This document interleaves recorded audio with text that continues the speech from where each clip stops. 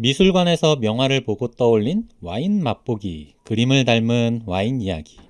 안녕하세요. 들어는 봤지만 읽지는 못한 당신을 위한 다독다독 책장을 열겠습니다. 네. 네, 안녕하세요. 안녕하세요. 와. 네, 안녕하세요. 와, 어색하다. 네. 어, 안녕하세요. 요즘 와인과 미술에 대한 관심이 정말 뜨거운데요. 저 역시도 진짜 와인이랑 미술에 관심을 굉장히 많이 가지고 있어요. 그래서 오늘 가지고 온 책은 그림을 닮은 와인 이야기입니다. 네. 그림 속의 와인 이야기, 와인 속의 그림 이야기가 풍성하고 재미있게 담겨 있는 책인데요. 오늘 다독다독은 처음으로 주무로 작가님을 만나는데요. 오늘 만날 작가님이 프랑스 파리에 살고 계시기 때문입니다. 그래서 오늘 음향이 좀 평소와 다를 수 있는데, 우리 구독자 여러분의 넓은 이해를 부탁드립니다. 자, 오늘 할 책, 그림을 닮은 와인 이야기의 정희태 작가님을 소개합니다. 안녕하세요. 네, 안녕하세요. 안녕하세요. 반갑습니다. 반갑습니다. 와. 반갑습니다. 네, 저자 정혜태입니다. 예, 저는 실내에서 하실 줄 알았는데, 정말, 새도 막 네, 날아다니고 지금. 막 되게 아, 비둘기 안 보이고. 되겠네. 와. 네, 원래는 에펠탑 배경으로 하고 싶었는데 오늘 날씨가 너무 쨍해가지고 아, 이게 에펠탑은 안 보이고 저만 보이고 막 이렇게 될 것 같아가지고 그냥 집 근처에 있는 공원으로 왔습니다. 정말요? 혹시 네, 거기가 파리 어디예요? 여기에서 한 20걸음 걸어가면 에펠탑이 보여요. 그래요? 되게 그렇구나. 핵심 입지에 거주하고 계시군요. 야, 그렇습니다. 파리의 열심히 살고 에펠탑을 있습니다. 항상 보게 되는 네. 위치에서, 야. 네, 우리 정희태 작가님은 어떤 일을 하시는 분인지 되게 궁금해 하실 것 같아요. 지금 아, 파리에서 예. 어떤 분인지 소개해 주시면 좋을 것 같아요. 네. 네, 저는 지금 현재 10년 정도에 걸쳐가지고 그 프랑스의 문화와 역사 그리고 그림이라든지 이런 예술 작품들을 소개를 하고 있는 문화 해설사로서 지금 가이드로서 활동을 하고 있는 중입니다. 진짜 공부도 많이 하셨더라고요. 그리고 프랑스 국가 공인 가이드. 네, 이런 거 있는 거 처음 알았어요. 작가님 인스타그램 보니까 정말 네, 스타분들도 그 가이딩 해주시고 그렇게 하시더라고요. 그래서 저는 네. 작가님만의 가이드는 뭐가 특별한가? 우리는 왜 정희태 작가님과 파리를 봐야 하는가? 그런 게 궁금하더라고요. 네. 뭐 가이드들마다 저마다의 그곳을 소개를 하고 그리고 이야기하는 스타일은 다 다를 것 같기는 한데요. 그러니까 저 같은 경우에는 우선적으로 설명을 드리고 그다음에 소개를 할 때 그냥 소개를 하지 않고 우리나라 역사라든지 문화와 많이 연관을 지어가지고 설명을 드리려고 하는 편이에요. 음, 네. 왜냐하면 이제 여행을 하게 되면 여기의 문화는 솔직히 역사는 처음 들어보시는 것들이 많기 때문에 되게 생소할 수가 있거든요. 근데 이제 그 시절에 우리나라에는 어떤 왕이 있었고 어떤 사건이 있었다. 이제 그렇게 되게 되면 조금 더 공감대가 발생을 하고 좀 더 이해를 할 수 있기 때문에 그런 식으로 설명을 많이 하려고 하는 편이다 보니까는 손님들이 그래도 좀 더 좋아해 주시지 않나 생각을 하게 됩니다. 음, 어, 네. 그래서 저희가 이력을 보니까 프랑스의 대학교에서 예술 문학 언어 강사 전문 학위 취득, 그리고 네. 소믈리에 과정도 배우시고 또 와인 시음에 대해서도 굉장히 전문적인 과정을 또 수료를 하시고 그랬더라고요. 그래서 네, 정말 그냥 저랑은 좀 깊게 공부를 하신 것 같아요. 그냥 얕게 여러 가지 분야를 공부했습니다. 어, 네. 그래서 저희는 진짜 프랑스 하면 와인이고 프랑스 하면 예술이잖아요. 그러니까 정말 네. 예술과 술에 대해서 알려주실 수 있는 우리나라 분 중에서 정말 최고의 선생님을 아, 예, 저희 아닙니다. 찾은 것 같습니다. 아, 예, 아닙니다. 네. 그래서 오늘 우리가 얘기할 그림을 닮은 와인 이야기에서 이 책을 어떻게 쓰게 되신 건지 되게 궁금하거든요. 우선 제가 이제 한국에서는 대학교에서 원래 요리를 공부했습니다. 네. 그래서 요리를 전공하고 그리고 요리를 하면서 이제 나만의 조금 다른 사람들과의 차별점을 찾기 위해서 그때 처음 공부 시작했던 게 와인이었었고요.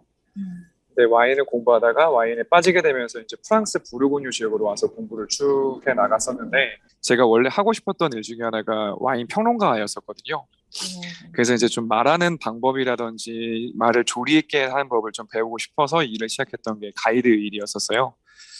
그리고 거기에 플러스 하나 더 이제 유학 생활을 하려면 돈이 필요하다 보니까 그럼요. 그래서 이제 그림도 공부하고 이곳의 문화 역사 같은 것을 쭉 공부하게 되면서 자격증도 이제 취득을 하게 되었는데 근데 어느 날부터 이제 보니까 어떤 그림을 볼 때는 어떤 와인이 생각이 나고 어떤 와인을 마실 때는 어떤 그림이 연상이 돼서 그냥 가끔 이렇게 떠오르더라고요. 네. 그래서 그런 것들을 엮어가지고 한번 투어로 만들면 좋겠다라는 생각을 한 적이 있었어요. 예, 그래서 근데 그런 생각을 갖고 있었고 그런 투어를 만들려고 했을 때 코로나가 딱 터진 거죠. 아, 네. 그래서 음. 이제 그걸 뭐 시행은 하지 못했고 그 대신에 이제 유튜브로 제가 그런 이야기를 조금씩 묶어가지고 저도 이제 조금씩 했었거든요. 그런데 이제 운이 좋게도 출판사와 제가 연결이 돼가지고 요번에 이제 이 책을 이제 출간을 하게 되었습니다. 네. 음. 이 책의 구성이 어떻게 돼 있는지 이 책을 여러분이 네. 사거나 보시면 어떤 내용을 만날 수 있나요? 이 책은 제가 이제 적을 때 어떻게 하면 조금 더 쉽게 와인에 대해서 이렇게 좀 전달할 수 있을까라는 거 되게 많이 고민했었거든요. 그래서 이 책은 총 우선 3개의 장으로 나뉘어져 있습니다. 우선 첫 번째 장 같은 경우에는 와인의 기본 개념에 대해서 주로 이제 제가 적어놨고요. 개념과 더불어 가지고는 미술 작품과 엮어서 적어놓았고, 그리고 두 번째 장 같은 경우에는 그 와인을 마셨을 때 느껴지게 되는 그런 감정이라든지 그러한 것들을 감정이라는 키워드를 주제로서 미술 작품과 엮어서 이제 서술해 놓았고요. 그리고 세 번째 장 같은 경우에는 실제로 아티스트들이 라벨을 제작을 하거나 와인병을 제작을 하거나 이제 직접적인 연관성이 있는 것들이 있어요. 그래서 그런 것들을 엮어가지고 세 번째 장을 좀 짤막하게 적어 놓았습니다. 온라인 서점에서 이 책에 대한 서평 같은 걸 봤어요. 사람들이 어떻게 보나 궁금해가지고. 근데 네네. 굉장히 칭찬이 많더라고요. 그러니까, 네. 와인에 대해서 좀 교양이나 이런 것들, 재밌는 이야기를 쌓을 수 있어서 너무 좋았다. 이런 평이 굉장히 좋더라고요. 그러니까 보통은 와인이나 보통은 그림에 대한 얘기만 하는데 이 둘을 이렇게 재밌게 엮을 줄 몰랐다. 이런 말씀들이 굉장히 많더라고요. 네. 그래서 여기 지금 30개의 키워드가 있잖아요. 네네. 저는 이제 이 책이 정말 재밌었던 거는 그 어떤 키워드 하나를 던지고 그 키워드에서 떠오르는 어떤 그림과 와인의 그 이야기들을 풀어 가시는데 예를 들어서 뭐 조화라는 키워드가 있으면 블렌딩 와인이랑 그 다른 어떤 그런 포도를 막 섞는 포도나 품종을 섞는 그런 블렌딩 와인이나 그다음에 콜라주 미술에서는 콜라주 얘기하고 이런 것들이 저는 너무 재밌었거든요. 근데 아, 그런 게 감사합니다. 30개나 만드셨다는 거에 대해서 정말 좀 놀라웠었어요. 되게 좀 감탄했던 부분이 그 부분인데 사실 뭐 음. 한 분야를 깊게 이렇게 파기도 좀 쉽진 않은데 두 분야를 다 아우를 수 있어야지 나올 수 있는 책이다. 그래서 와인하고 그림하고 조예가 다 깊으시기 때문에 이렇게 쓸 수 있었구나라는 생각이 좀 들어서 읽는 내내 잘 모르는 분야인데도 되게 재밌게 읽었거든요. 그래서 되게 감탄스럽다라는 생각을 했습니다. 그래서 감사합니다. 이런 이야기들을 이제 저희가 주로 독후감에 많이 담습니다. 책에 대한 독후감을 항상 써오기 때문에 본격적인 얘기 들어가기 전에 독후감 발표 먼저 하고 그리고 이야기를 좀 이어나가면 좋을 것 같거든요. 네. 로사님이 먼저 할래요? 제가 먼저 할까요? 저는 지금 설명으로 방금 했는데 한 다시 거예요? 얘기하자면 그렇구나. 네. 좋은 레스토랑에서는 그 음식과 와인을 절묘하게 조화시켜서 미리 짝을 지어놓고 서빙을 하잖아요. 이걸 페어링이라고 하더라고요. 그래서 페어링 레스토랑들이 많은데 저는 이 책이 와인과 그림과 와인의 절묘한 페어링으로 오감을 풍요롭게 살아가게 하는 느낌을 주는 책이다라고 이제 생각을 했거든요. 그래서 아는 만큼 보이고 또 아는 만큼 즐길 수 있는 미술과 와인에 대해서 저에게 시야를 넓혀준 책이다. 네, 이렇게 좀 정리를 해봤습니다. 네. 감사합니다. 아마 좀 비슷한 소감이지 않을까 싶기도 한데 저는 네. 적었습니다. 읽어볼게요. 술은 입에 안 대고 그림 감상에도 전혀 취미가 없다 보니 사실 선뜻 손이 가는 책은 아니었다.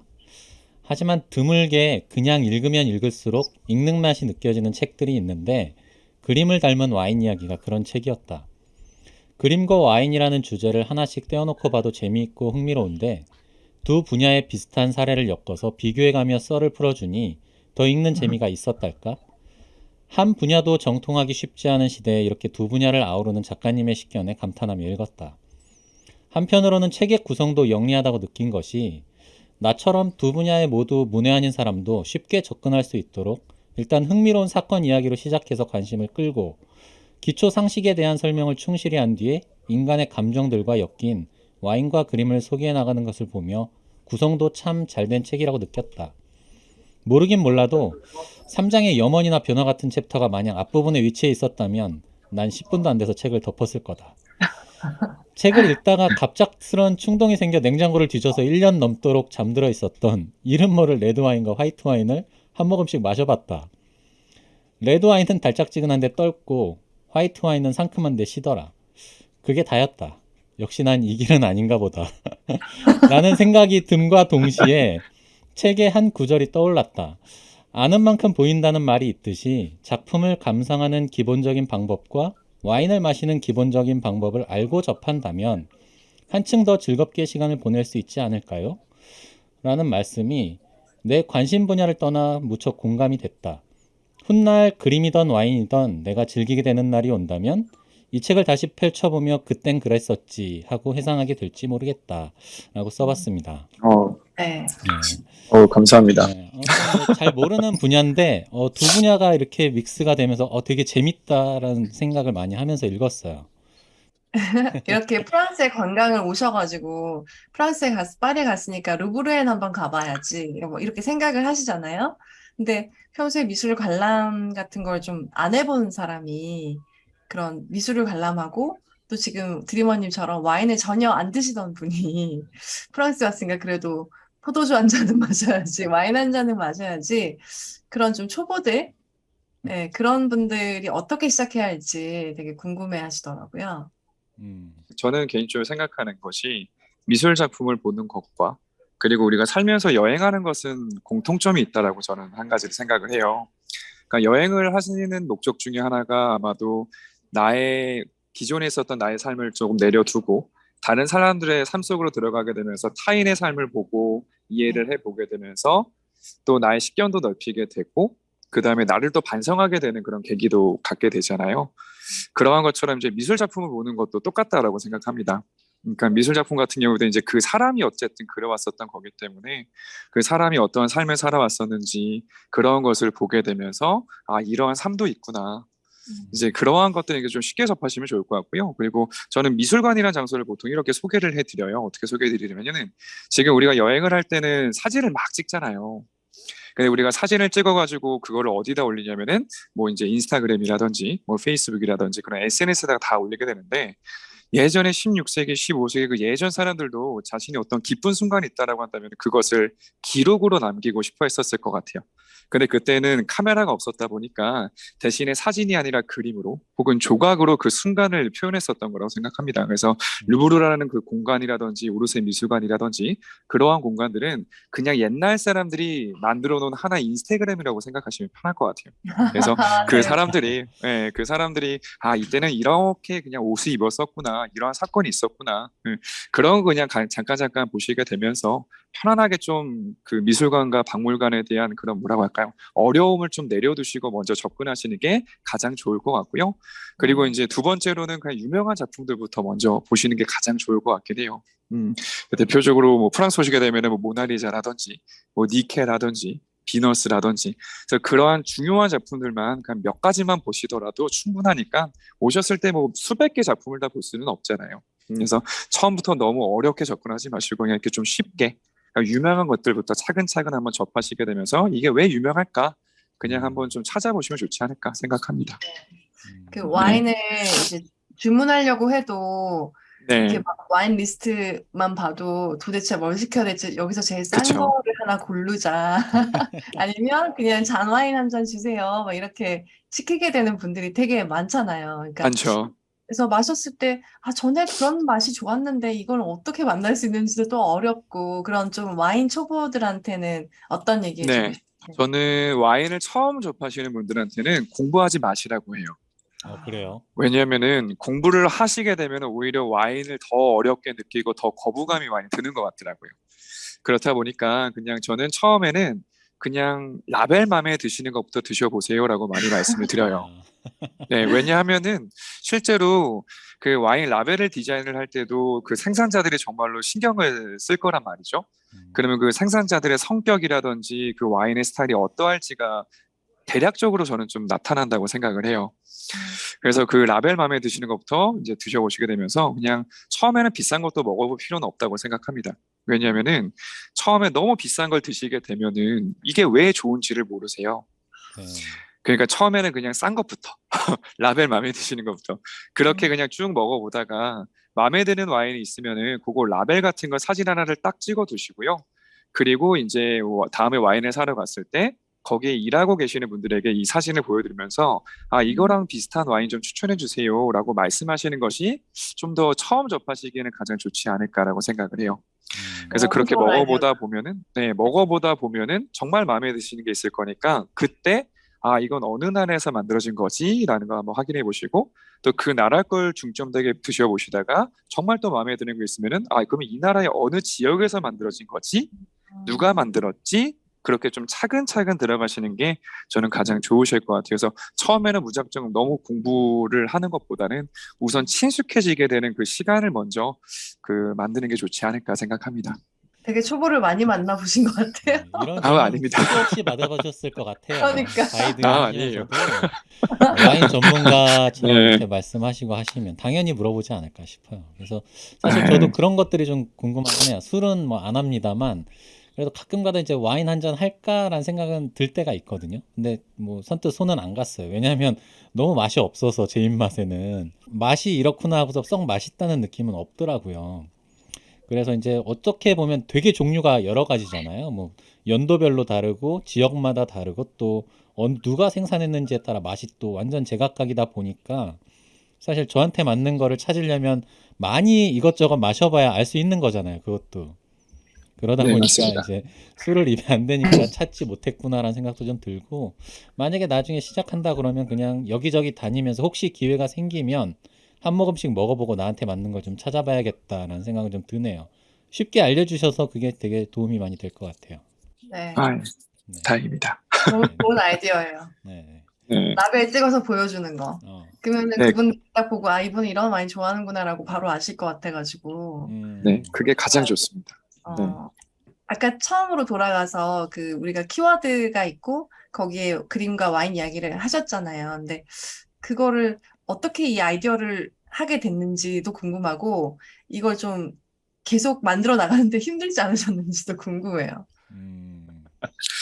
아, 우선 이거를 진짜 한번 생각하게 된 계기 중에 하나가 혹시 두 분은 파리를 와 보셨었나요? 아니요. 저 두 번. 두 저는 번 가보셨어요? 그림으로만 네, 아, 봤습니다. 네. 알겠습니다. 그 샌드강 위에 보게 되면 다리가 되게 여러 가지가 있는데요. 그 차가 다니지 못하는 다리들이 몇 가지가 있어요. 그 중에 하나의 다리가 이제 솔페리로라는 다리가 있는데 거기에 딱 쓰게 되면은 그 왼쪽으로는 루브르 박물관이 있고요. 오른쪽으로는 오르세 미술관이 있어요. 어, 음, 근데 그 다리에서 제가 딱 서서 봤는데 이제 요 두 개의 박물관 미술관이 프랑스를 대표하는 곳인데 프랑스를 대표하는 와인의 생산 지역이 두 가지가 있습니다. 서쪽에 보르도라는 지역과 동쪽에 부르고뉴라는 지역이 있거든요. 근데 이 서쪽에 위치하고 있어 왼쪽에 있었던 루브르라는 공간에 걸려져 있는 작품의 성격들이 되게 조금 뭐라고 할까요? 고전적이다라고 이야기를 할게요. 음, 그러니까 이제 역사적인 사건이라든지 아니면 뭐 신화 속의 이야기라든지 정말 그 예전에 클래식하다라고 하는 것들이 주로 그쪽에 전시가 되어 있어요. 반면에 오르세 미술관에 걸려 있는 작품들 같은 경우에는 이제 그때 19세기 그때 당시에 사람들의 그냥 모습들, 풍경들 이제 그런 것들이 걸려 있기 때문에 그림이 조금 더 산뜻하고 좀 가벼운 느낌이 있거든요. 근데 보르도라는 지역과 부르고뉴 와인의 성격이 좀 이 두 개의 박물관 미술관과 비슷해요. 어, 부르고뉴 같은 경우에는 조금 더 가볍고 산뜻하고 꽃향기가 많이 나게 되는 그런 와인들이 많이 생산이 되고요. 반면에 보르도 같은 경우에는 조금 남성적이고 조금 남자들이 이제 제가 좋아하는 어떤 소믈리에는 이렇게 표현하더라고요. 보르도 와인을 그 중년의 남자가 멋진 수트를 입고 있는 모습과 같다. 음, 라고 이야기를 하더라고요. 이제 그런 좀 클래식하고 정말 조금 좀 묵직한 맛들이 있는 그 와인이 생산되는 곳이 보르도인데, 요게 또 루브르랑 연관성이 좀 그 이미지가 이제 지어지더라고요. 연관성이. 그러면서 아, 참 보르도 와인 같고 부르고뉴 와인 같다라고 하게 되면서 그때 이제 처음으로 좀 연관 지어서 생각해 보면 좋겠다라고 생각이 들었었고요. 그리고 제가 책에 적어 놓기는 했었는데 그 샤또 디캠이라는 와인이랑 마리리 메디시스라고 하게 되는 그 작품이랑 연결을 해놓은 그 장이 있습니다. 실제로 제가 이제 그 생각을 하고 나서 루브르에 가서 그 방 안에서 작품 보고 있는데 그 와인이 딱 떠오르더라고요. 화려한 그런 모습이라든지 그 보르도의 그 샤또 디캠이라 와인 같은 경우에는 가장 디저트 와인으로서 가장 유명한 와인 중에 하나이고 되게 화려하다라는 느낌이 있거든요. 이제 그러한 연관성을 짓게 되다 보니까는 하나하나씩 더 생각이 나기 시작을 하게 되면서 조금 그렇게 적어가게 됐던 것 같고요. 근데 이런 연관성을 생각할 때는 생각보다 어렵지는 않았었어요. 예를 들면 어떤 그러니까 와인을 떠올렸을 때 그림이 딱 떠오르셨어요? 예, 약간 좀 그런 느낌이 있어요. 그러니까 그 그림에 대한 느낌도 있긴 하겠지만 그 그림에 대한 스토리를 가지고 연관성이 또 지어지기도 하고 네. 혹은 그 작가의 일생이라든지 그런 거에 따라서도 또 그 와인의 성격이라든지 그런 생산자들의 특색이라고 할까요? 그런 것들이 연관성이 이제 지어지다 보니까는 오히려 이제 여러 가지가 이제 너무 많이 들어오게 되면서 결정을 내리기가 더 힘들었던 것 같기도 해요. 네. 근데 무슨 네. 말씀인지 알 것 같아요. 네. 그래서 왜 시대를 초월해서 그때 그 작가, 괴로웠던 그 작가에게 이 와인을 추천해주고 싶기도 하고 이런 네. 생각까지 가면서 굉장히 창의적인 그런 작업을 하신 것 같아요. 그래서 굉장히 흥미롭게 저는 읽었어요. 네. 그러면은 우리 좀 더 자세한 얘기들 한번 해보면 좋을 것 같은데, 네. 최초의 와인잔이 접시 모양이었다. 그런 내용이 나오더라고요. 그래서 좀, 와인 한 병의 용량은 왜 750ml일까? 그리고 와인잔 모양은 왜 그렇게 다 다를까? 다 구비하기도 어려운데, 이런 부분들 얘기 좀 해주세요. 너무 흥미롭더라고요. 네. 우선 와인병 같은 경우에는 뭐 와인병도 보시게 되면 생긴 게 다 다르기는 해요. 네. 지금 근데 이제 우선 질문 주셨던 그 750ml 그 용량이 왜 그렇게 됐을까라는 것은 뭐 여러 가지 유래의 설이 있긴 하지만 뭐 정확하게 밝혀진 바는 없는 것 같습니다. 우선 첫 번째로는 그때 당시 이제 사람들이 유리공들이 이제 한 번에 후 불어가지고 만들 수 있었던 유리병의 용량이 750ml가 되었었다라고 해서 뭐 그 유래가 하나가 있기도 하고요. 그리고 또 하나의 유래가 무엇이냐면은 그때 당시에 이제 고대 뭐 그리스 로마 그때 당시에 사람들이 이제 적정 와인을 섭취할 수 있는 양이 한 병이 한 750ml 정도였었다라는 그런 유래가 있기도 하고요. 그리고 또 하나가 무엇이 있냐면은 그 와인을 숙성하게 되는 오크통이 있잖아요. 그게 225리터짜리인데 그 225리터의 오크통에서 나올 수 있는 그 와인 750ml로 하게 되면 300병 정도가 나오게 돼요. 그래서 300병으로 맞추기 위해서 뭐 그렇게 750ml를 맞췄다라는 것도 있고, 그리고 저는 개인적으로 가장 좋아하는 이야기 중에 하나는 주로 프랑스 와인의 주된 고객은 영국 사람들이었었습니다. 실제로 영국 같은 경우에는 프랑스 보르도의 와인을 탐내기 위해서 전쟁까지 벌이기도 했었고요. 그 전쟁이 알고 계시는 100년 전쟁이라는 것이기도 하거든요. 그래서 이 와인을 탐내했었는데 그 영국 사람들이 주된 고객이었는데 지금도 영국이랑 프랑스가 그 단위를 매기는 게 달라요. 영국은 갤런이고 이제 프랑스는 리터 단위인데 그 영국의 1갤런이 4.5리터 정도가 되거든요. 근데 4.5리터를 이제 6병으로 나누게 되면 750ml. 라고 해가지고 그렇게 750ml로 되었다. 그래서 이게 좀 신빙성이 있다라고 느껴지는 것은 우리가 지금 와인 병을 포장을 할 때 6병 단위로 포장을 해요. 6병, 12병, 한 박스 이렇게 들어가거든요. 그래서 아마 이게 가장 신빙성이 있지 않을까라고 개인적으로 생각이 들기는 합니다.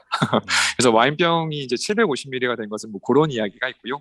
그리고 이제 와인 잔 같은 경우에는 처음에는 이제 킬릭스라는 잔으로서 접시 모양으로 만들었다라고 이야기를 해요. 그래서 이제 고대 그리스 로마의 그 사람들 같은 경우에는 이 킬릭스라는 널쩍한 잔에다가 밑에다가 이제 그리스 로마 신화 이야기라든지 그런 것들을 그려놓게 되면서 와인잔을 비우게 되면은 그 그림들이 드러나게 되고 그 그림들이 이제 그 술자리의 주제가 되었던 거라고 보시면 될 것 같아요. 이야기의 주제. 그래서 뭐 아폴론이 그려져 있으면 아폴론에 대한 이야기를 나누고 포세이돈이 나오게 되면 포세이돈에 이야기를 나누게 되면서 그때 당시에 그렇게 술을 즐겼던 것이죠. 그래서 이렇게 넓적한 모양의 잔 같은 경우에는 또 이제 여성의 가슴의 모양을 따서 나왔다라고도 이야기를 합니다. 당시 이제 가장 아름다웠던 여인이었었던 헬레나라는 그 여인.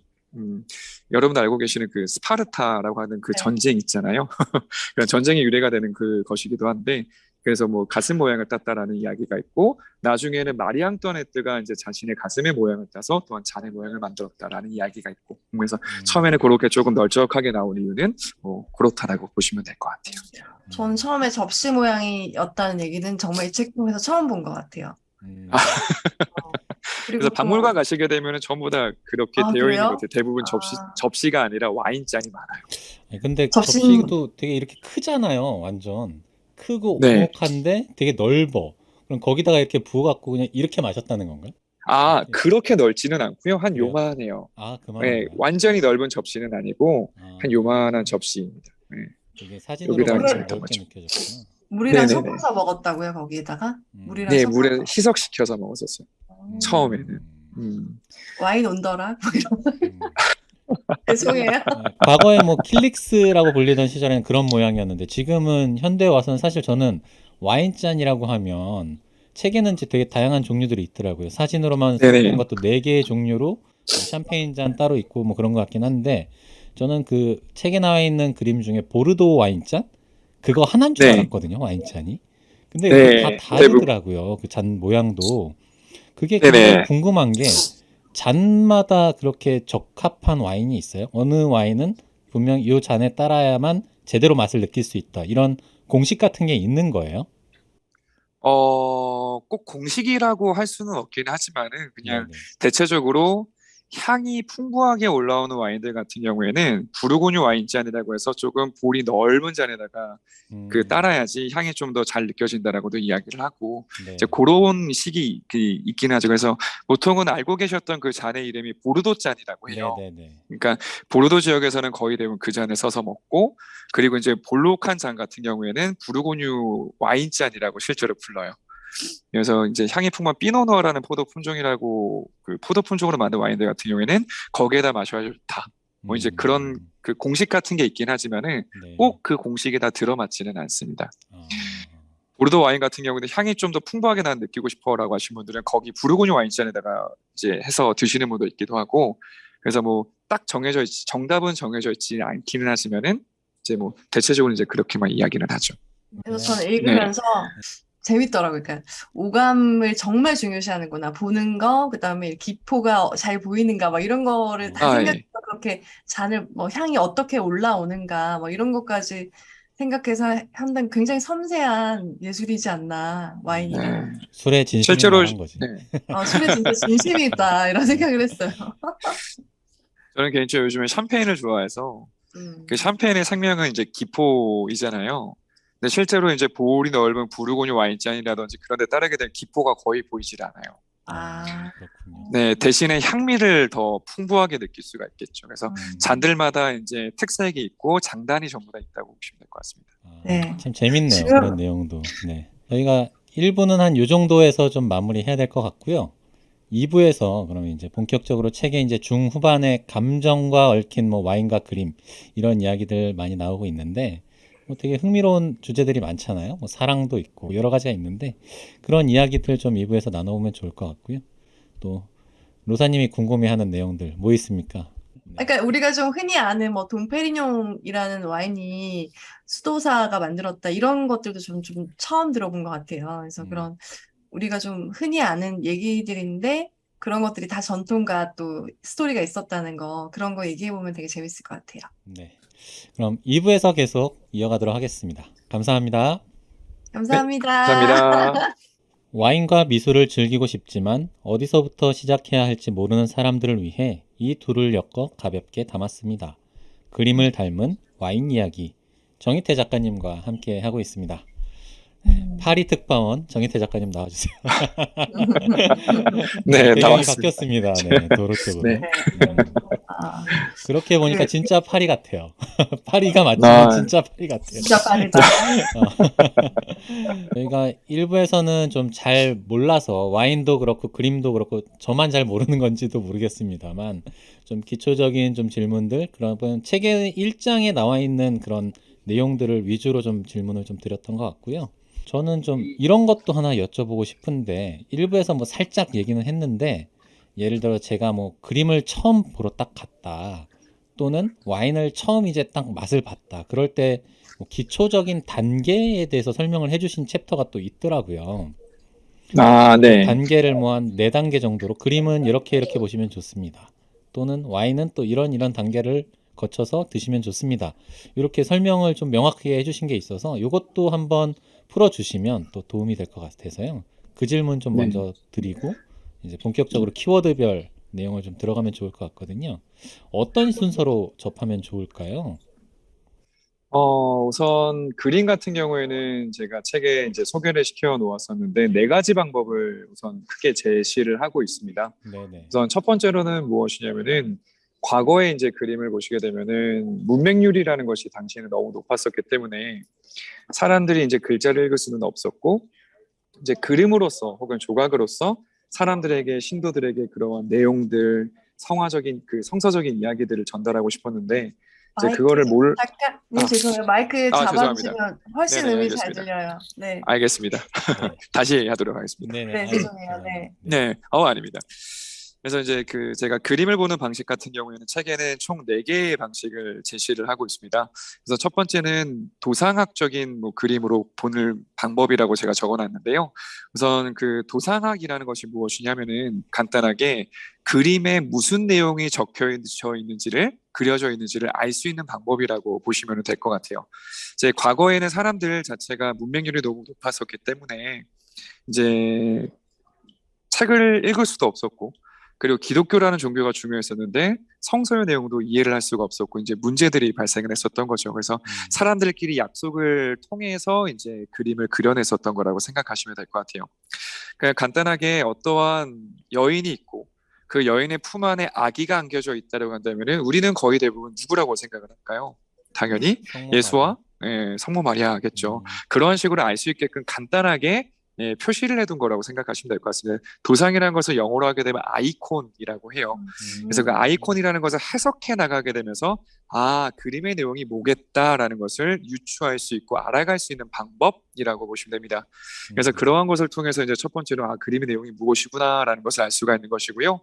그리고 이제 두 번째 방법으로 이제 제시하는 것은 무엇이냐면은 양식에 따라서 관점이 다른 방법이라고 제가 제시를 해놨는데 간단히 예를 들어서 우리가 여행을 할 때 사진을 찍을 거예요. 근데 사람들마다 똑같은 풍경이긴 하지만은 전부 다 구도가 다르고 색감이 다르고 명암이라는 그 추구하는 게 다 다르잖아요. 예전에 화가들도 똑같았었습니다. 같은 내용이긴 하지만은 어떠한 내용이 조금 더 부각이 되면 좋을지에 대해서 연구를 하고 생각을 하게 되면서 그런 조금 명암이라든지 구성의 차이를 두게 되면서 그림을 표현했었거든요. 이제 그런 차이를 바탕으로 그림을 보시는 방법이 있다라고 말씀을 드렸고 그리고 이제 세 번째로는 보통 우리는 그림을 이렇게 많이 보기는 해요. 작가의 일생에 연주어서 그림을 보는 방식입니다. 그러니까 우리나라 분들이 가장 좋아하는 화가라고 한다면 저는 당연히 고흐라는 화가를 꼽을 수가 있을 것 같아요. 그러니까 그 빈센트 반 고흐라는 화가가 이러한 인생을 살게 되면서 어떠한 순간에 이 그림을 그렸습니다라고 소개를 시켜드리게 되면은 그것만으로도 우리에게는 충분한 감동이 밀려오게 되거든요. 그래서 그 방법이 있고 그리고 이제 마지막으로 제가 제시를 했었던 방법은 그 작품 자체를 보는 것이 아니라 그 작품을 매개로 벌어지게 되는 사건 사고를 바탕으로 그 작품을 이해해보는 방식이거든요. 간단하게 이제 모나리자라는 그림이 왜 유명해졌느냐라고 이야기를 하게 되면은 다빈치가 그려서이기도 하겠지만은 1911년도 8월 20일 날 도난을 맞았었던 작품이에요. 이 작품이 루브르 박물관의 최초의 도난 사건이었었고 이 도난 사건을 통해서 더욱더 유명세를 탔었던 작품이 이제 모나리자였었거든요. 그러면서 나중에 결국에 다시 파리로 루브르로 돌아오긴 했지만은 이 작품을 이제 프랑스를 대표하는 작품으로 자리매김하기 시작하게 되면서 프랑스의 정책이라든지 이런 것에 불만을 갖고 있는 사람들이 이 프랑스한테다 뭔가를 제안하는 것이 아니라 엉뚱하게 모나리자한테다가 해코지를 하기 시작을 합니다. 왜냐하면 사람들이 자신의 목소리를 안 들어주니까 그 작품을 훼손을 하거나 어떤 행위를 통해서 내 목소리를 들어달라라는 그런 목소리를 내었던 거죠. 그래서 뭐 최근 한 달 전인가요? 맞아요. 얼마 예, 네. 케이크 테러 사건이 또 있었잖아요. 이제 그런 식으로 계속 엉뚱하게 그 그림에 해코지를 하게 되면서 그런 사건 사고를 통해서 더욱더 이제 유명해진 작품이 모나리자인 것이죠. 그래서 그러한 것들을 바탕으로 그 작품을 이해해보는 방법. 그래서 그 작품을 보는 방식은 제가 총 이렇게 총 4가지로 적어 놓았던 상태이고요. 네네. 그리고 우선 그렇습니다. 좀 아, 진짜. 어렵죠. 어, 네. 저도 사실은 미술 전공이어가지고, 이렇게 네네. 가면은 뭘 봐야 될지 모르겠다라고 하는 친구에게 그냥 느껴봐. 이렇게 막 얘기했었는데, 그게 더 아, 어려워. 그렇게 말씀해 주시니까 굉장히 음, 좀 정리가 되는 것 같아요. 네. 네. 좀, 아, 그 와인도 이렇게 처음에 먹어볼 때 4단계 정도로 뭔가 단계가 구성이 됐던 것 같아요. 네네, 맞습니다. 그렇죠. 네, 그것도 한번 좀 짚어주시면 좋을 것 같습니다. 알겠습니다. 우선 와인 같은 경우에는 우리가 아까 전에 말씀하셨는데 오감으로 즐긴다라고 음, 하잖아요. 그래서 오감으로 즐기는 게 가장 이제 좋을 것 같고 첫 번째로는 이제 눈으로 즐기시는 겁니다. 그러니까 눈으로는 이제 색을 즐기는 건데요. 그러니까 와인 같은 경우에 참 재미있는 것이 레드 와인 같은 경우에는 뭐 품종마다 색이 조금씩 다르기는 하겠지만은 보통은 이제 색이 조금 진하게 나오게 돼요. 그러니까 보랏빛으로 어떤 것들은 정말 암흑처럼 짙은 색깔이 나오기도 하고 그리고 어떠한 와인들 같은 경우는 조금 밝은 색깔의 루비빛의 그런 색깔들이 나오기는 하는데 참 재미있는 것은 레드 와인은 그렇게 색깔이 처음에 진했다가 세월이 점점 10년, 20년, 30년이 지나가게 되면은 색깔이 되게 좀 엷어져요. 음, 오렌지 빛깔처럼 색깔이 쭉 엷어지게 되는데 그에 반면에 화이트 와인 같은 경우에는 처음에 만들었을 때는 색깔이 되게 투명합니다. 어떤 와인들 같은 경우에는 연한 연두빛과 같이 되게 맑은 색깔이 나오게 되거든요. 음, 근데 색깔이 처음에 그랬지만은 시간이 지나게 되면서 화이트 와인은 색이 점점 진해져요. 그러면서 오렌지 빛깔로 좀 천천히 바뀌게 되는데 한마디로 레드 와인과 화이트 와인은 시작하는 그 색깔은 다르긴 하지만 세월이 지나게 되면서 오렌지 빛깔로 두 개의 와인은 색이 점점 만난다라고 생각하시면 될 것 같아요. 그래서 어, 처음에는 이제 와인을 즐길 때는 색을 보게 되면서 아, 이 와인이 한 몇 년 정도가 지났겠구나. 이 세월이 지나게 되면 색이 이렇게 변했구나라고 하게 되면서 그 색의 변화를 처음에 느껴보시면 가장 좋을 것 같고요. 네. 그리고 이제 두 번째로는 이제 향기를 맡는 겁니다. 음, 근데 향을 맡을 본 때에는 방송은 유료 처음에는 광고가 그냥 와인잔에 포함되어 있습니다. 와인을 따르고 난 다음에 잔을 흔들지 않고 처음에 향기를 맡아요. 음, 그렇게 향기를 맡게 되면은 원래 포도 자체가 갖고 있는 그 향들이 올라오게 됩니다. 그리고 나서 그 잔을 흔들어서 이거 우리가 그냥 그 와인 하시는 분들은 스월링 시킨다라고 하거든요. 네. 그러니까 산소랑 마찰을 시키게 되면서 와인에 숨어있던 향들을 깨워내는 작업이라고 생각하시면 될 것 같아요. 음, 스월링을 시켜서 천천히 안에 있는 향들을 끄집어내게 되면서 와인이 오크통 안에서 만들어지고 숙성이 되게 되면서 얻게 된 향미들이 있거든요. 그 향미들이 그 흔들었을 때 천천히 올라오기 시작을 합니다. 그래서 그 향기들이 어떤 것들이 있는지 한번 좀 찾아보시면서 그 재미를 느껴보시면 좋고요. 그런 다음에 이제 입안에 넣게 되는데 화이트 그 레드 와인 같은 경우에는 간단하게 우리가 레드 와인은 좀 텁텁한 맛이 나게 되잖아요. 그걸 우리가 소위 타닌이라고 이야기를 하는데 그 타닌이라는 성분이 얼마나 조금 나에게 있어서 퀄리티가 좋은지를 판단해 보시면 돼요. 그러니까 퀄리티가 타닌이 좋다, 좋지 않다라고 하는 거는 간단하게 그냥 내가 먹었을 때 그냥 기분 좋으면 퀄리티 좋은 거, 음, 그냥 좀 기분 나쁘게 다가오면 퀄리티가 별로 좋지 않은 것 같아. 그냥 그렇게 말씀하셔도 될 것 같아요. 그래서 그 타닌이나 퀄리티가 얼마나 좋은지 그리고 텁텁한 맛과 당도와 산도 그리고 그런 균형감을 보시면 될 것 같아요. 음, 우리가 맛있는 음식을 먹을 때에도 정말 그런 맛의 균형감이 잡혔을 때 정말 맛있게 먹을 수가 있잖아요. 와인도 똑같다고 보시면 될 것 같아요. 네. 그런 균형감이 얼마나 잘 잡혀져 있는지를 한번 판단해 보시고 꼴깍 삼키시면 돼요. 그리고 우리가 입안에서 많이들 보셨을 거예요. 이게 공기를 넣어가지고 호로록하게 되잖아요. 그 이유가 뭐냐면은 공기를 안에 넣게 되면은 여기 안에서도 또 산화가 되기 시작하게 되면서 와인의 향이 변해요. 어, 네, 그래서 그렇게 공기를 빨아들였을 때 그 공기를 코로 하고 뱉게 되면은 비강을 통해서 전해지게 되는 또 향이 좀 다릅니다. 어, 그래서 그 향을 한번 또 느껴보시고 네. 그리고 나서 꼴깍 삼키시게 되는데 꼴깍 삼키고 나서도 와인의 여윤이라고 할까요? 그 향미라든지 그런 진함이 계속 지속되는 것들이 있어요. 그래서 그 와인의 지속감, 그 피니시라고 보통 표현하게 되는데 그 와인의 피니시를 한번 느껴보시고 그렇게 음, 입안에서 즐기시면 되고요. 그리고 이제 마지막으로 이제 제가 제안했던 것은 그냥 농담처럼 이제 제안했었던 것이긴 한데 기록하는 거였었어요. 그래서 우리가 와인을 마시게 되면 서로 잔을 땅 하고 부딪히게 되는데 그 잔소리를 듣게 되면서 또 기분이 좋아지게 되잖아요. 그리고 잔을 마주치게 되면서 서로의 눈을 바라보게 되고 프랑스 실제로 잔을 이제 그 쨍하고 마주칠 때 눈을 보지 않으면 그건 예의가 아니거든요. 어, 그래서 서로의 눈을 마주보게 되면서 서로의 건강을 기원하면서 여기는 쌍떼라고 이야기를 하면서 건배를 해요. 쌍떼라는 말이 이제 불어로 건강이라는 뜻이고 우리나라 음, 아파트 이름 중에 쌍떼빌이라고 있잖아요. 네네네.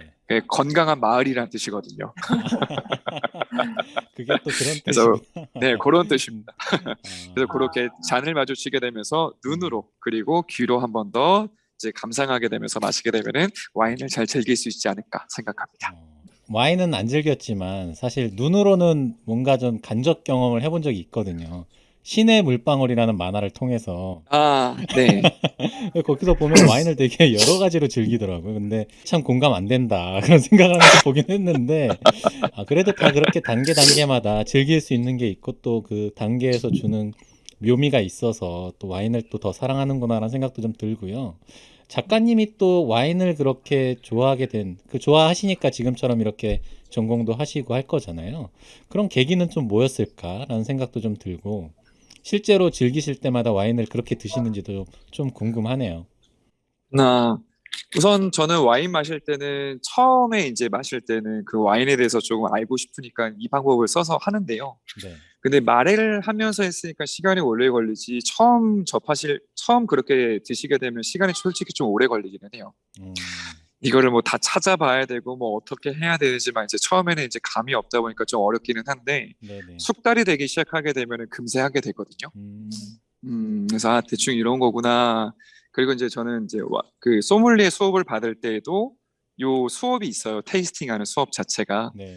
그래서 선생님한테 배울 때도 이제 그렇게 이제 배웠었고 처음에 저도 되게 어려웠었는데 지금은 계속 하다 보니까 숙달이 되어서 뭐 금세 뭐 한 1, 2분이면 다 하는 것 같아요. 네, 지금은. 네. 근데 제가 원래 전공이 요리였었잖아요. 네네. 네, 그래서 이제 좀 다른 요리사들과 어떤 차이점이 있어야지 내가 조금 더 잘 할 수 있을까를 고민하게 음, 되면서 그때 이제 눈에 들어왔던 게 와인이었었어요.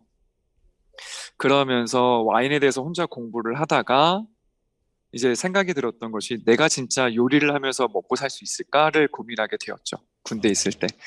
예, 아무래도 남자라면 다 공감하실 건데 군대 가게 되면 참 잡생각을 많이 하게 되잖아요. 그렇죠. 네.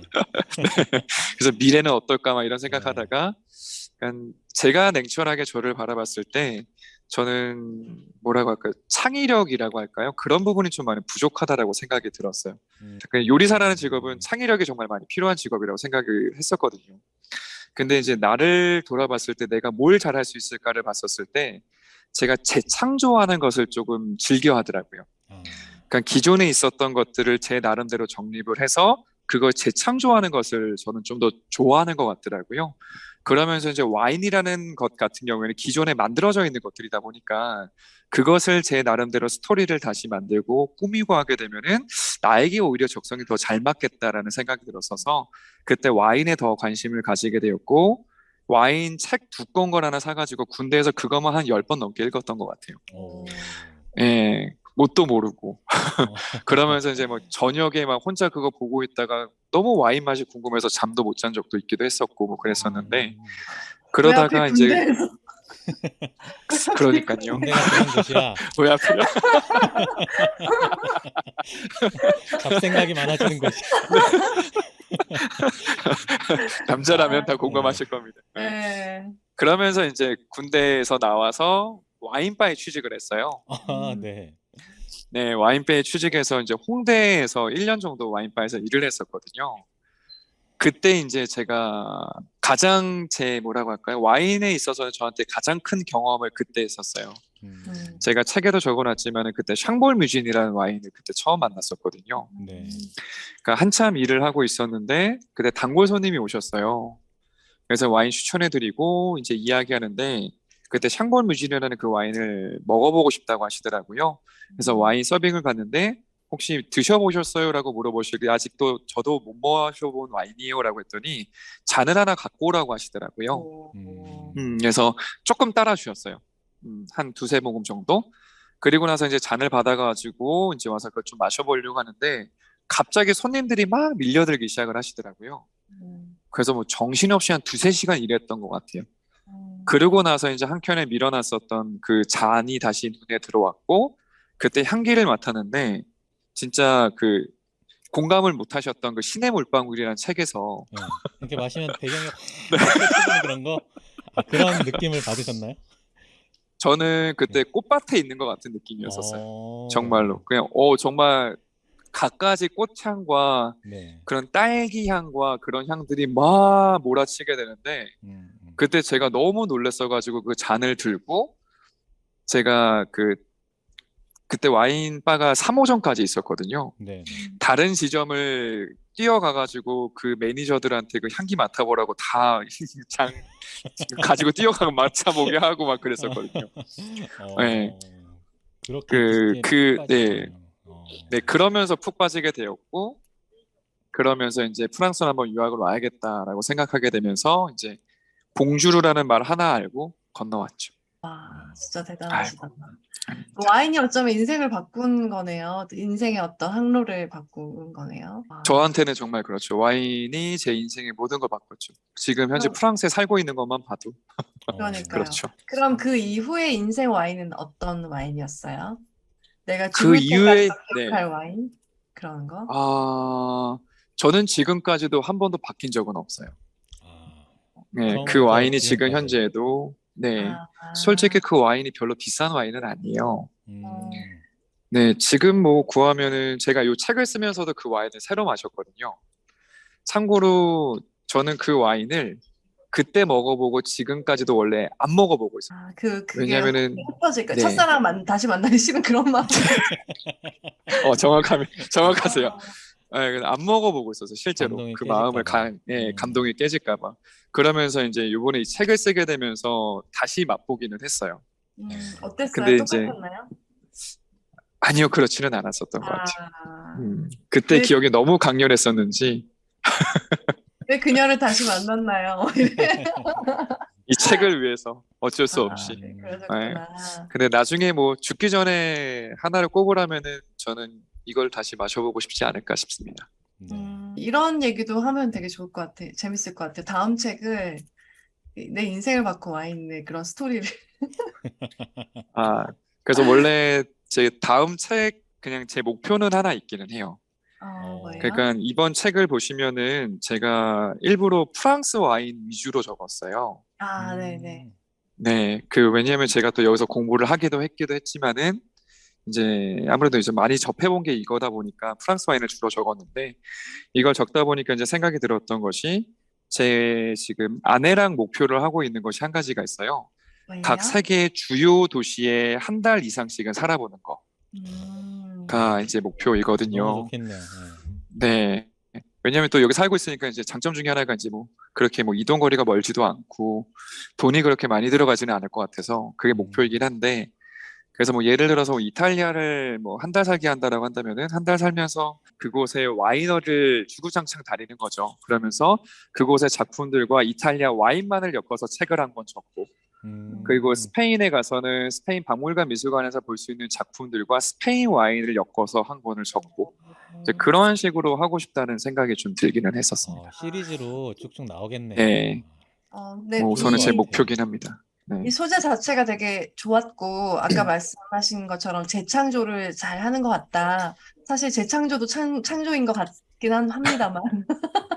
어쨌든 제가 느끼기에도 굉장히 기발하고 좀 새롭고 재밌었거든요. 이렇게 재창조하신 부분들이 음, 계속 이어가셔도 너무 좋은 컨셉일 것 같고 관심도 되게 높아지더라고요. 그때 말씀하셨던 그 첫 와인을 먹었을 때는 그렇게 우리나라의 그 와인을 즐겨 드시는 분이 그렇게 많지 않았을 텐데 굉장히 일부의 사람들이었을 텐데 네, 일찍 되게 눈을 뜨시고 지금은 또 엄청 대중적으로 관심 많아져서 더 사랑받을 것 같아요. 네. 네. 아, 감사합니다. 음, 네. 지금 그렇게 이제 목표로 하시는 거는 이제 곧 하실 것 같고, 그렇게 하시기 전에 이제 저희는 이 책에서, 이 책에서 이제 담겨 있는 또 감정들, 키워드와 그것을 와인과 그림으로 엮은 이야기도 또 빼놓을 수가 없어서 다 다룰 수는 없을 것 같고요. 너무 많은 내용들을 써주셔서 한 두 꼭지 정도만 좀 이야기 나눠보면 좋을 것 같아요. 저는 네. 이걸 하나 뽑고 싶습니다. 2장의 첫 번째인 사랑. 사랑이라는 키워드를 어떤 와인과 어떤 그림과 엮어서 이렇게 설명을 해주셨는지, 그리고 왜 그거를 그렇게 선택하셨고, 가장 처음에 사랑이라고 배치를 하신 이유는 또 뭘까라는 생각도 좀 들고요. 그래서 그 이야기를 좀 먼저 해보면 좋을 것 같아요. 네. 네. 우선 1장 같은 경우에 이제 사랑이라는 키워드를 했었던 이유는 우리에게 가장 친숙한 화가 중에 하나일 것 같아서 샤갈이라는 화가가 있기 때문에 네. 그냥 그것 때문에 우선 첫 번째 장을 그 사랑이라는 키워드로 잡아가지고 적었었고, 그리고 처음부터 뭐 슬픔이라든지 이런 것들을 언급하게 되면 너무 우울할 것 같아서요. 그래서 첫 번째 그냥 사랑을 이제 적어놨었습니다. 네. 그래서 요 깔롱세기르라고 하게 되는 와인이랑 해가지고 엮었던 챕터인데요. 우선 깔롱세기르라는 와인 같은 경우에 지금 현재에도 이 라벨에 하트 모양이 들어가 있기 때문에 사랑을 표현할 때 발렌타인 와인으로서 많이 선물을 하기도 하고 그런 와인이기도 해요. 그리고 이 와인을 만든 사람 같은 경우에도 실제로 이 와인을 만드는 사람은 보르도에서 지금 가장 좋은 와인이라고 할 수 있는 뭐 라피드 로칠르라든지 뭐 한 병에 수백만 원을 가게 되는 그런 와인이거든요. 그런 와인들을 가지고 있었지만 그 와인보다도 나는 이 와인을 더 좋아한다라고 말을 했을 정도로 이 와인에 대한 애정이 있었던, 사랑이 있었던 사람이었었기 때문에 네. 그것과 엮어가지고 이제 사랑을 노래했었던 샤갈과 엮어서 제가 적기는 했었습니다. 네. 그래서 여기 보면 그 네. 183페이지였나요? 발렌타인 때 되게 선물로 유용하다. 이거 하나 팁으로 좀 잘 기억해 놔야겠다 이런 생각을 좀 하면서 읽었고요. 그리고 네. 저는 185페이지에 그 샤갈의 그 생일이라는 그림을 좀 살짝 설명을 해주셨는데, 네네. 이게 185페이지에 글로 설명을 해주시고 그 다음 장을 넘겨야 그림이 딱 드러나요. 근데 네. 글로 어떤 표현을 해주셨냐면 이렇게 써주셨거든요. 벨라는 샤갈에게 깜짝 생일 파티를 해줄 생각에 기뻐하며 꽃다발을 준비하고 있는데 갑자기 다가온 샤갈의 따스한 키스에 그녀가 도리어 깜짝 놀라고 있는 듯한 모습이지요 라고 작품을 설명을 해주셨어요. 그럼 얼마나 좀 사랑스럽게 표현했을까 하고 다음 장을 딱 넘겼단 말이에요. 네. 그랬는데 이 그림인 거예요. 보이실지 모르겠는데 이거 이 써도 그림 유명한 괜찮나요? 이 그림? 그림이야. 아니, 순간 보고 깜짝 놀래갖고 이게 이무기가 지금 물어뜯나 그런 표정. 아니 목이 이렇게 쭉 늘어나갖고 괴물이 지금 씹으려고 하는 건가? 그래서 여인이 깜짝 놀랐는데 꽃다발은 왜 들고 있지? 뭐 이런 해설 안 보고 봤으면 저는 그렇게 느꼈을 것 같아요. 그래서 참 지금까지 이게 이과 드리머의 소감이었습니다. 그래서 이게 참 그림의 좀 배경을 좀 알고 감상하는 게 참 중요하겠다라는 생각을 좀 한편으로 했네요. 진짜 생각을 근데 좀 했습니다. 이무기처럼 보일 수 있겠다. 이게 뱃머리가 이렇게 좀 늘어나가지고 무슨 괴물같이 순간 그런 느낌이 확 들더라고요.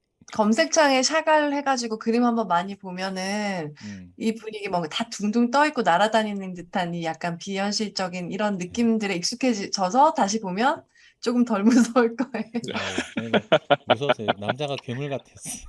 제가 그림의 문외한이다 보니까 좀 그렇게 느꼈던 것 같고요. 자, 로사님도 키워드 하나 딱 찍어주시면 좋을 것 같아요. 어떤 키워드의 이야기를 좀 나누면 좋을지. 저는 그 꿈 키워드에서 그런 샴페인 이야기도 너무 재밌었거든요.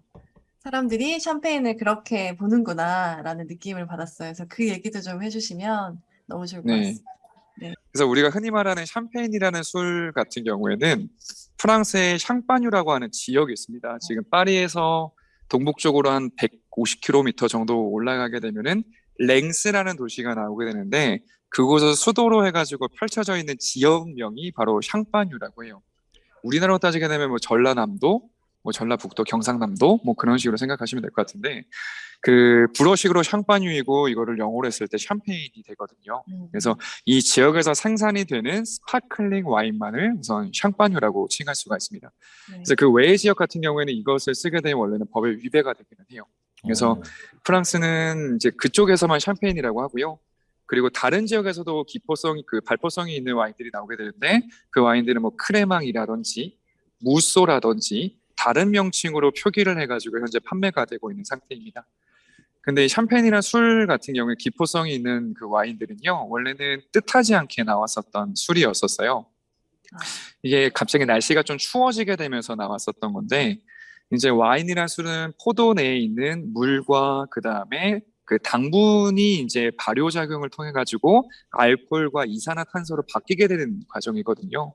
근데 이게 날씨가 너무 더워지거나 기온이 너무 내려가 버리게 되면은 발효가 일어나다가 발효가 순간적으로 멈춰요. 그러니까 효모가 활동을 하지 않기 때문에. 근데 갑자기 이제 그 한참 발효가 일어나고 있었던 상황인데 갑자기 날씨가 너무 추워진 거죠. 그러면서 원래는 발효가 일어나야 되는데 갑자기 기온이 떨어지면서 효모가 활동하지 않고 그냥 멈춰 있었던 겁니다. 그래서 그때 당시에는 과학적으로 이런 게 어떻게 어떤 메커니즘으로 와인이 만들어진지 몰랐었기 때문에 당시에 그 수도사들이 주로 이제 거의 대부분 와인이라는 걸 생산을 많이 했었거든요. 그래서 수도사들이 이제 와인에 아무런 변화가 없으니까 아, 와인이 완성이 됐나 보다라고 생각했었는지 그냥 뚜껑을 닫고 이제 와인을 이제 그 병입을 시켰던 거죠.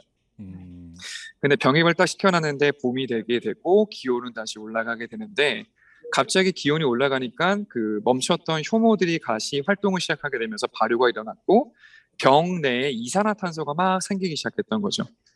그러면서 병 뚜껑이 터져버리고 그 이제 빠져나오고 병이 깨져버리고 하게 되면서 난리가 났던 겁니다. 그러면서 그런 걸 모습을 보게 되면서 그때는 이제 원인을 몰랐었는데 그 페리뇽이라는 그런 수도사가 계속 터지는 것을 확인하고 들어가서 그 와인을 마셔보게 되는데 그 기포가 있는 그것을 마셔보곤 이렇게 표현했다고 하죠. 형제들이여 이리 와 보시오. 나는 지금 별을 마시고 있어. 네. 근데 뭐 이 이야기는 허구에 가깝다라고 합니다. 아니야, 아니야. 오빠 아니야. 누군가의 상상 속에서 네. 탄생한 소설이다. 네. 근데 그냥 되게 믿고 그럴싸한 싶어요. 것 같아요. 네, 그냥 믿고 네. 싶어요.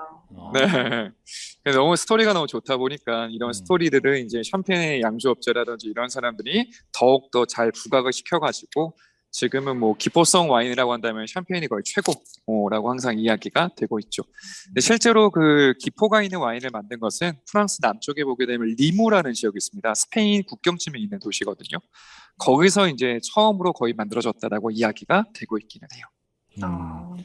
네. 그러면 이제 그 샴페인이라는 일종의 와인의 기포가 생긴 술, 그거를 그러면 그림을 또 연관을 시켰잖아요. 꿈과 관련된 키워드로 또 다른 그림을 연관시켰는데 그 이야기도 좀 같이 해주시면 네. 그 두 개가 참 어떻게 이렇게 연결을 시키지? 라는 생각이 들 정도로 그런 부분이 되게 좀 이 책의 재미인 것 같기도 하거든요. 네네. 아까 전에 말씀드렸었던 그 나는 지금 별을 마시고 있다라는 그 한 문장에서 제가 조금 그 유사성이라든지 뭔가 아이디어를 좀 얻었던 것 같아요. 그러니까 화가들 중에서도 항상 밤하늘의 별을 참 아름답게 그렸었던 화가가 있었습니다. 그 화가가 바로 빈센트 반 고흐라는 화가이거든요. 네. 그래서 제가 책에도 적어놨었는데 제가 그거를 잠깐만 읽어드리게 되면은 여긴 적지 않았나요? 여기 적어놨네요. 이제 그는 이제 이렇게 적어놨어요. 지도에서 도시나 마을을 가리키는 검은 점을 보게 되면 꿈을 꾸게 되는 것처럼 별이 반짝이는 밤하늘을 늘 나를 꿈꾸게 한다. 그럴 때 나는 묻곤하지. 프랑스 지도 위에 표시된 검은 점에게 갈 수 없듯 왜 창공에 반짝이는 저 별에게는 갈 수 없는 것일까? 타나스콩이나 루옹에 가려면 기차를 타야 하는 것처럼 별까지 가기 위해서는 죽음을 맞이해야 된다. 죽으면 기차를 탈 수 없듯 살아있는 동안에는 별에 갈 수가 없다. 증기성이나 합승마차, 철도 등이 지상의 운송수단이라면 콜레라, 결석, 결핵, 암 등은 천상의 운송수단일지도 모른다. 늙어서 평화롭게 죽는다는 것은 별까지 걸어간다는 것이다. 그래서 고흐 같은 경우에는 평생 동안 그 밤하늘을 바라보게 되면서 반짝이는 별을 보게 되면서 꿈을 꿨었던 사람이었었고요. 그리고 그는 어떻게 보게 되면은 그 마지막으로 파리에서 한 70, 그 별로 떨어져 있지 않아요. 1시간 정도 가게 되면 오베르 슈르와즈라는 도시가 있는데 그 도시에서 마지막 70여일을 살다가 그곳에서 죽음을 맞이했었던 사람이었었거든요. 그래서 평생토록 별을 쫓아갔었고 했었지만은 결국에는 자신의 죽음을 뭔가 예견하지 않았었나라고 생각이 들어요.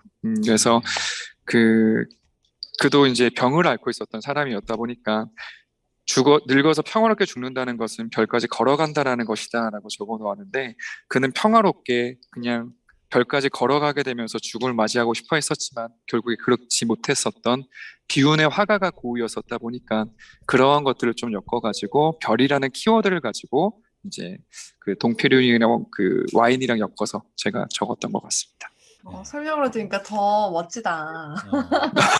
이게 작가님께서 재창조를 되게 잘하신다고 하셨잖아요. 그게 그러니까요. 여기서 이런 부분에서 되게 잘 드러나는 것 같아요. 그리고 낭독해 주셨는데 목소리도 굉장히 좋으시네요. 아닙니다. 네. 약간 목소리로 어떤 컨텐츠 계속 하셔도 너무 좋을 것 같아요. 그냥 불어는 어떻게 하시나 그게 너무 궁금해요. 불어. 불어요. 부끄럽습니다. 그거. 불어하시는 모습 한번 궁금하지만 다음에 부탁드리기로 네, 하고. 알겠습니다. 그럼 나중에 파리 오시면. 네네. 두 키워드를 좀 얘기를 나눴는데 사실 책에 보면 또 감정과 관련된 16개의 키워드가 담겨 있고 또 명화 속 와인과 관련된 또 5개 또 이야기가 또 담겨 있어요. 그러니까 아마 지금 들은 사랑과 이 꿈에 대한 이야기가 좀 흥미롭고 재밌게 들리셨다 그런 분들은 이 책 한번 읽어보시면 굉장히 좀 재밌게 또 읽으실 수 있을 것 같거든요. 한번 꼭 네. 한번 읽어보시면 좋을 것 같습니다. 감사합니다. 어떠셨어요, 작가님? 저도 이렇게 지금 책을 적고 나서 길게 어떤 인터뷰를 하는 건 처음이었었어요. 네. 그래서 이제 제가 진짜로 어떠한 이야기를 적고 싶어 했었는지 그런 것들을 오늘 처음에야 조금 제대로 이렇게 좀 전달을 할 수 있었던 것 같아서 참 즐겁고 재미있었던 시간이었었고요. 그리고 이제 와인을 좀 좋아하시고 그림에 대해서 잘 아시는 노사님도 계셨고 아예 이제 문외한이라고 말씀하시는 네, 했었는데 그 모든 분들에게 저는 개인적으로 이제 다 충족시킬 수 있는 책을 만들고 싶었었거든요. 그래서 그러한 게 그래도 잘 전달이 된 것 같아서 나름대로 뿌듯하게 그런 뿌듯함을 좀 느끼고 있습니다. 감사합니다. 네. 사실 진짜 더 준비한 질문이 많았는데 다 못해서 너무 아쉽고요. 그런 부분은 우리 작가님 책과 또 인스타그램 가서 또 여쭤보고 작가님 유튜브도 있으시더라고요. 그래서 좀 다양한 매체로 정희태 작가님 기억해 주셨으면 좋겠습니다. 네, 오늘은 우리 감사합니다. 여기까지 할까요? 네, 오늘 함께 파리에서 해주셔서 너무 만나요. 감사드립니다. 네. 파리에서 뵙겠습니다. 감사합니다. 네, 네, 파리에서 감사합니다. 뵐게요. 안녕. 네, 감사합니다.